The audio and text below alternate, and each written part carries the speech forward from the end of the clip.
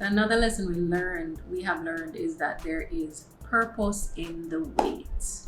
So, as challenging as it is, we've learned that there's a reason. Yeah. There's a reason beyond us, beyond what we can see or what we can drum up in our minds. There's a purpose that God it was actually has. Determined before we were created that we would have to go through this way. Yeah.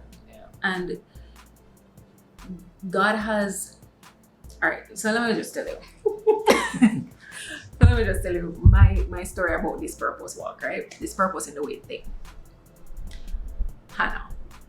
So in our video, in our video about waiting on God for children, I would have mentioned that I heard the Hannah story so many times, and I was like, God, I'm tired for your Hannah now. Like, really, what more about Hannah do I need to know?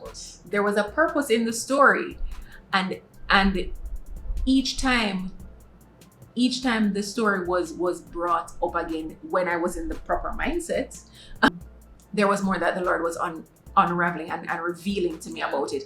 Now, as it pertains to purpose in the wait, Hannah gave birth to Samuel, right?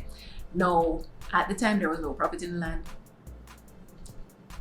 She gave birth to Samuel at the time where he could be raised up by Eli. So she dedicated him to the Lord.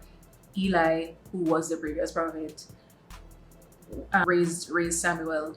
So Samuel was meant to be raised up by Eli. To be the next prophet in the land, right? Now, being the next prophet in the land, he was also the one to anoint the kings. Yeah. So he went and anointed none other than David. Yeah, he anointed Saul too, but he anointed David, right?